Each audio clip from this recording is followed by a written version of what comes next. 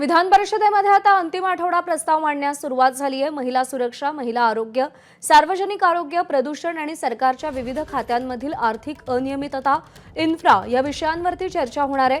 उद्या एकनाथ शिंदे अंतिम आठवडा प्रस्तावावरती उत्तर देतील।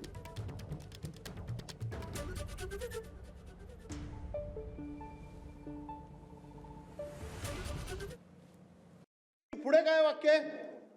या सगळ्या भांडणाचा केंद्रबिंदू मॉनिटरिंग आहे आणि आता माझे फक्त 7 महिने राहिलेले आहेत। या 7 महिन्यात जे काय गुंडाळायचंय ते आपल्याला सगळ्यांना मिळून गुंडाळायचंय। हे भाषण आहे कोणाचं? अतिरिक्त आयुक्त परिवहन, हिम्मत बघा। ब्रह्मास्त्राच्या जोरावरती माझे 7 महिने राहिलेत, 7 महिन्यात मी आता सगळं गुंडाळून नेतोय, हे त्याचं भाषण आहे। आणि वरती सांगतो अधिवेशनात तर काहूर तर होतच राहतं। अधिवेशनात अशा प्रकारचं काहूर हे होतच राहतं। मी एक्स्ट्रीमिस्ट आहे, म्हणजे मी अतिरेकी आहे।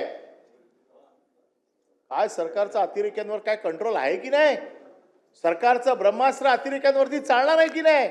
का सरकारच्या अतिरेक्यांच्या हातात सरकारचं ब्रह्मास्त्र आहे, ज्याच्या जोरावरती हे भाषण हे लिहिलेलं आहे।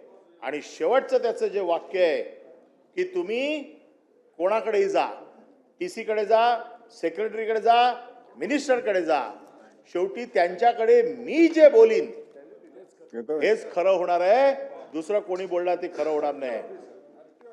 आणि अधिकाऱ्यांना सांगतोय, जे अधिकारी आता ट्रेनिंग घेत आहेत त्या अधिकाऱ्यांना सांगतोय, स्वातंत्र्यपूर्व काळात लोक 10-10 वर्ष जेलमध्ये होते, आता आपण थोडे पैसे खाल्ले आणि जेलमध्ये गेले तर काय हरकत आहे? आतमध्ये गेलो तर आनंद घेता आला पाहिजे। नवीन ट्रेनिंग आणि आतमध्ये 8 दिवस बसलो तर काय फरक पडतो? नाही, कधीतरी माझ्यावर लॉकअप मध्ये मिळाला पाहिजे होता, मग त्याला लॉकअप दाखवला असता काय असतो ते। काही वाईट हो नाही, पैसे खा, पचवा, आतमध्ये जा, 8 दिवस राहा, आपल्या खात्याला तर याची सवयच आहे। आणि हे सगळं रेसिप्रोकल आहे, तुम्ही दिल्याशिवाय तुम्हाला काय मिळणार नाही। रेसिप्रोकल म्हणजे काय? एका हाताने द्या, दुसऱ्या हाताने घ्या। आणि हे सगळं success is directly proportionate to risk, आणि लाईफ इज अ रिस्क, त्यामुळे ही रिस्क आहे। परंतु आयुष्यात जर सक्सेस व्हायचं असेल तर मी सांगतो त्याप्रमाणे रिस्क घ्यायला शिका। हे कोणाचं वाक्य आहे? त्या अधिकाऱ्याचं। आणि सगळ्यात शेवटी तो हे सांगतोय की बघा, भ्रष्टाचार केल्याशिवाय, पैसे कमवल्याशिवाय, मला पैसे दिल्याशिवाय तुमचं काय भलं होणार नाही, हा त्याचा मतितार्थ आहे।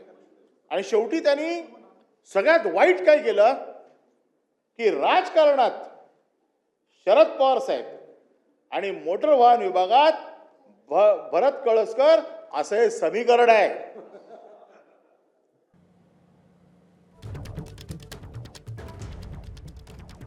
तर उद्या एकनाथ शिंदे अंतिम आठवडा प्रस्तावावरती उत्तर देणार आहेत। विधानसभेत अंतिम आठवडा प्रस्तावाला सुरुवात झालेली आहे। दोन्ही सभागृहात अंतिम आठवडा प्रस्तावाला सुरुवात झाली आहे। एबीपी माझा, उघडा डोळे बघा नीट।